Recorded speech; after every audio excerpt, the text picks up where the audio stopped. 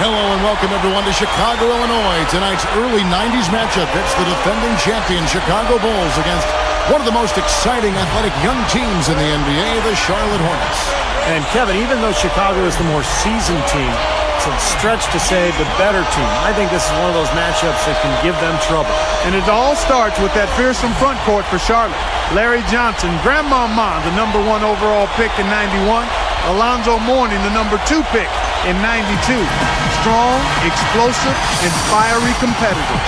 And, of course, the question for the Hornets will be dealing with Scottie Pippen and Michael Jordan on the wings. We'll see how all that pans out. And as we look at this Bulls team, of course, we mentioned Michael Jordan and Scottie Pippen, the 6'2", B.J. Armstrong at point guard. And up front, Horace Grant and their center, Bill Cartwright. The lineup for the Hornets, 5'3" Muggsy Bogues running the show at the point guard. Kendall Gill in at the shooting guard. Wingate in at the 3, the small forward. And their talented young front court tandem, Larry Johnson out of UNLV and Alonzo Mourning out of Georgetown. Now, guys, if you were trying to, in a nutshell, describe what made Jordan so special, what would you say? Well, a lot of attributes. I mean, his competitive spirit, his unique physical gifts. I mean, the guy was a tremendous basketball player. You add on top of that, tremendous athleticism as well. He's a guy who could jump. He was strong. Tremendous drive and focus. I just think it was his combination of basketball skill and athletic excellence. And the fact that he was just so driven. I mean, you touched on it, Clark, but that guy wanted to win more than anything else in his life. And he approached every single day as a competition. And he drove himself and his teammates so hard that he just elevated everybody to new heights. Right side, Jordan. Gill with the rebound. Here now, the Hornets. It's a three-point game. They're moving it around. Pulls up from the corner. Johnson gets the bucket. Assisted by David. Here's Jordan. Michael Jordan impacted the game in so many ways, including in the fashion category. Remember the baggy shorts that eventually became popular? He was really the first guy to wear them.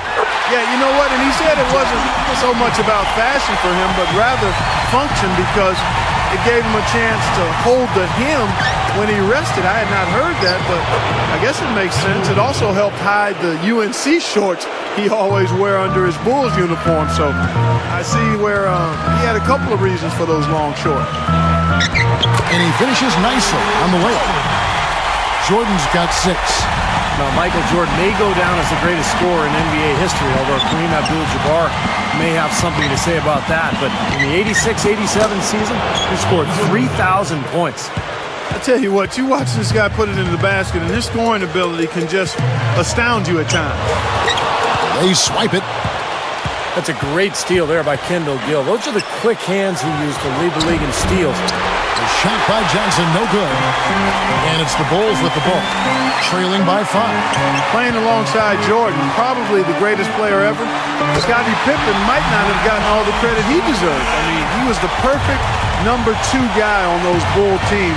Someone who turned a great team into an absolute dynasty. Well, they were perfect complements to each other, Clark.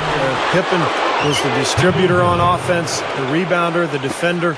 Jordan, obviously, the scorer and the finisher. But their styles really complemented each other. And together, they formed one of the great defensive tandems on the perimeter in NBA history. Here's Jordan following the bucket by the Hornets. Again, Chicago. You know, when B.J. Armstrong graduated from Iowa in 1989, he was the Hawkeyes' all-time assist leader with 517. Bogues with it. Backing him down is Johnson. He feeds it to Mourning. Shoots over Grant. Scottie Pippen grabs the miss. And a nice job there defensively, just getting a hand up enough to bother the shot. Yeah, that was very nice. Impressive. It made it a much more difficult shot. And I think defensively, you've got to commit a second defender because he's just destroying you right now. Yeah, one-on-one, he's been a handful. Armstrong gets the bucket. Here's Bogues. Still looking to get on the scoreboard. Muggsy Bogues came into the NBA as the 12th pick of the '87 draft, taken by the Bullets, almost his hometown team given his Baltimore roots. But the Hornets snatched him up in the expansion draft the next year. And Clark, for a player of his size to last as long as he did in the NBA, 14 years, and that's really saying something. He was such a unique player, an incredible defender, so strong and quick and low to the floor. He'd get underneath you and put a ton of pressure on the ball. Catching up on the changes for Chicago. Bill Purdue's checked in for Cartwright, and it's Paxson in for B.J. Armstrong. Mourning backing down. Lays it up, and despite of the excellent defense at that, Mourning's got his third basket of the night. Pushes up, and the rebound goes to the Hornets. And this is why you need size inside, the ability to contest shots and force misses. Steve, that's exactly right. Even when you get in close, it's still a tough shot. Here's Gill. He kicks to Mourning. Working on Purdue. They're moving it around. And stolen by Jordan. Well, only one player ahead of Michael Jordan in terms of career steals, and that's John Stockton. That falls. Nice feed that time from Scottie Pippen. 14 points for Jordan. Here's Bennett.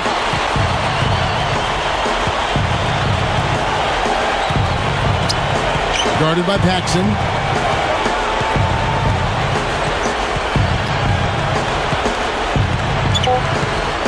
Here's Bennett.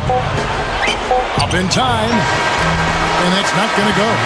Reverse court. Season series, but it was close. It was 3-2. Yeah, and Charlotte matched up really well with them, guys. It was very much a strength-on-strength situation. I mean, the Hornets had pieces in all the right places to take on the Bulls and give them trouble during that season. Here's Bennett. Sticks it from 17 feet. Here's Jordan. It's a three-point game.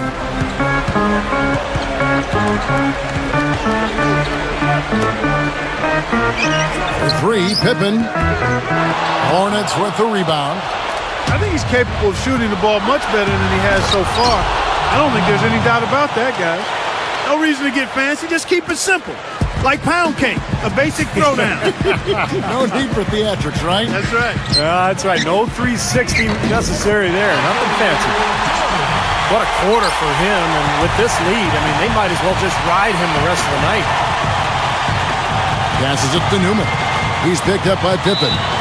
Pippen hits the reach-in call. That's foul number 2 for him. Well, I know what it was like to play with Jordan, but Clark, what were your impressions of playing against him? Well, I didn't have to go head-to-head with him too much, but I didn't hear him talk a whole lot. I knew he was extremely competitive and a big-time point producer, that's for sure. I didn't get the wrath of his trash talking because by the time he was starting to do that on a regular basis, I was sitting courtside with the microphone.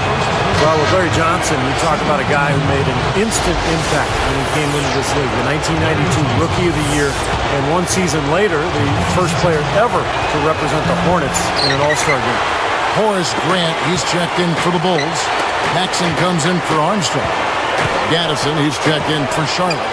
Bogues comes in for Bennett. Now here's Pippen. 5 points in the game.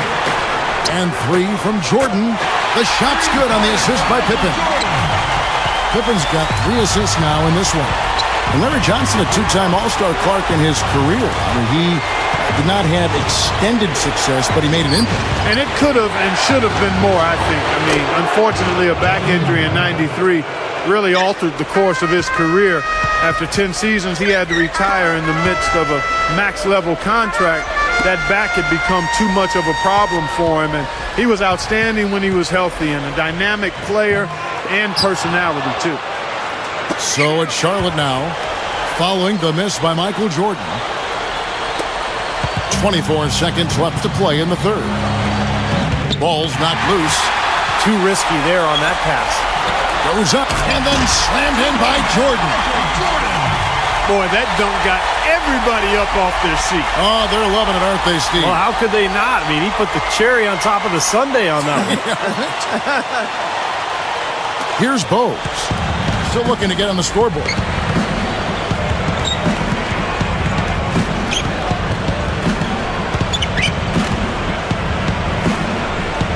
Here's Johnson. Count it, and the foul. It's going to be on Michael Jordan. Well, they really picked up the intensity here since halftime. I think they got the pep talk in both teams now, really going after each other. And that one falls for Johnson. That will count.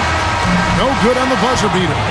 And at the close of the third quarter, still a close game, and both teams putting up points. I mean, staggering 5-time league MVP, a 14-time All-Star, 9-time first-team All-Defense, and an NBA record 6 Finals MVPs.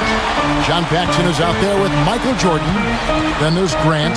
Then there's McRae. And it's Cartwright in at the center. So that's the 5 in the game for Chicago. You know, a lot of people didn't really talk about Michael Jordan's passing. In fact, early in his career, he was considered a selfish player, but he learned to trust his teammates and went on to average better than 5 assists per game. Now, here's Bowes. Here's Curry. Grant gets the rebound. Grant's got 4 rebounds in this game. And for Jordan Clark, you know, he could have had a lot more awards if not for his 2 retirements in the midst of his career. Why do you think, Steve, let's bring you into, why do you think he needed that time away from the game? Well, I think he was burned out, Kevin. I mean, you think of the focus on him, the constant scrutiny and attention, and I think he just kind of got worn out from it. He had won 3 titles in a row in Chicago at that point, so he decided to step away, and I think that rejuvenated him because he came back stronger than ever. Catching up on the changes for Chicago. Williams, he's checked in for Grant. Pippen comes in for Michael Jordan. And B.J. Armstrong has subbed in for John Paxson. Then for the Hornets, Newman's checked in for Gaddison. Hill comes in for Johnson. And Bennett subbed in for Bowes. Charlotte calls timeout. And for Jordan, the 92-93 season capped off 7 straight scoring titles and 3 straight NBA championships. Just amazing success. And then he shocked the basketball world by deciding to retire prior to the next season. Michael Jordan, he's checked in for B.J. Armstrong.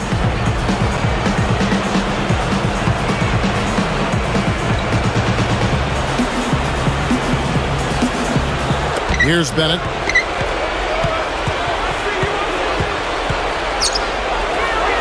Here's Curry. Curry knocks down the long-range bomb. In the first half, they didn't shoot nearly as many threes. But finding themselves down now, they've started to cast up a lot more triples. Here's Jordan. The nasty reverse by Michael Jordan. Now there's something for the top 10 highlight reel right there. A layup can be just as sweet and as pretty as a dunk sometimes. Morning can't make it work.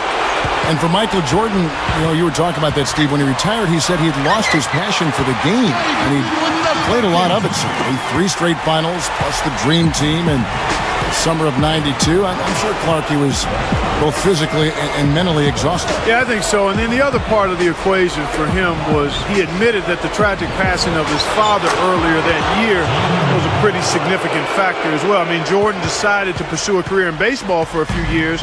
It had been a dream of his dad's that he'd play in the majors, and I think it was a break that he needed from basketball, but also to try to fulfill that dream that his dad had, especially on the heels of his dad passing so tragically. Now here's Pippen, and here's Jordan outside. That falls. Nice feed that time from Scottie Pippen. Pippen's got 4 assists now tonight. And the Hornets call time here. They don't seem to have any answers for him. They need to review their game plan and look for a way to cool him off. Well, Michael Jordan, there's not much you can say about him that hasn't already been said. I mean, you won't get much argument naming him the best player of all time. Great athletically and in terms of basketball skills. Some would say the greatest in any sport. 6 titles and the most decorated player in NBA history. Looking at who's out there now for the Hornets. Gaddison, he's checked in for Morning. Johnson comes in for Newman. And it's Bogues in for Bennett. Here's Gill. Gaddison passes to Bogues. Pass to Gill. Here's the 3. And it's Chicago with the rebound. Williams has got 3 rebounds now in this one. Well, Jordan said he didn't believe in a single greatest player. He said that each era had its own greatest player. that the ones that had gone before him had made what he achieved possible. And I think that there's some truth to that, guys, because it's so difficult to compare players of different eras. And yet, I think we'd all agree that Michael was the best. I mean, he was probably the greatest player of all time, and I haven't met many people who would disagree with that. Here's what Chicago's going with right now. Horace Grant, he's checked in for Williams. And B.J. Armstrong has subbed in for McCray. And a switch here also for Charlotte. Morning's checked in. Michael Jordan on the wing, guarded by Curry. Grant kicks to Jordan. It's stolen by Curry. I really don't like what I'm seeing their last couple of possessions, Kevin. That's 2 turnovers in a row, careless turnovers at that. Yeah, they're getting a little casual with the ball. They've got to nip that in the bud right now. It wasn't an easy call, but I think it was the right one. Looked like he got hit on the way up. Yes, sir. Clearly gets him while he's releasing the ball there, Steve. No doubt about it. He's perfect from the line this time. I like the way they're putting their bodies on the line this half and getting themselves to the free throw line. Oh, coaches love that. I mean, when you're down, you get to the line. Not only do you get free throws, but you stop the clock and you get your defense set up. And again, Chicago, no good. Hornets trail by 8. Everybody's running. Wide open look. The rebound by Grant. 1:06 left in the game. Jordan kicks to Pippen. And Curry picks him up defensively. Jordan inside. Bogues defending. 6 on the shot clock. Pippen dishes to Jordan. And lots of contact there. Missing the shot. He'll shoot 2.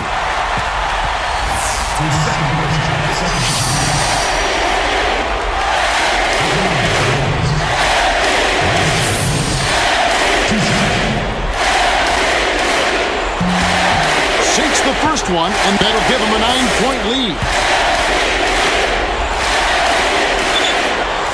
Both shots good from the stripe. Charlotte calls timeout. They trail by 10.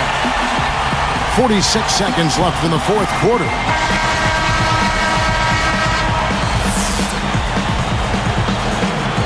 Here's Bogues. Puts it up off the inbound. And again, the Hornets missing. That's a string of bad shooting for him. He's starting to rush things a little bit, I think. And that's the instinct you'd like to see, but he'd be better off just slowing things down a little bit. Now here's Jordan. 5 on the clock. The Bulls need to get a shot off here. And the 3 ball is good. Looks like it's over. Double-digit margin, clock running down. Just take care of the ball now. Yep, it's a simple equation. This one's over. Use the clock and take care of the arm. They rule this one goaltending. Count the shot.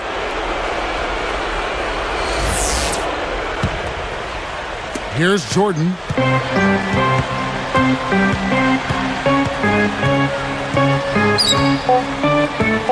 Bogues defending.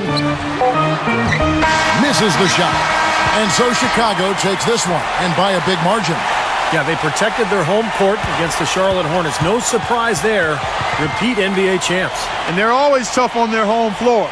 The Hornets gave it their all, but came up short. Well, that'll do it for us for now, and the look at the incomparable Michael Jordan. For Clark Kellogg and Steve Kerr, this is Kevin Harlan saying, thanks for watching the NBA's greatest on 2K Sports.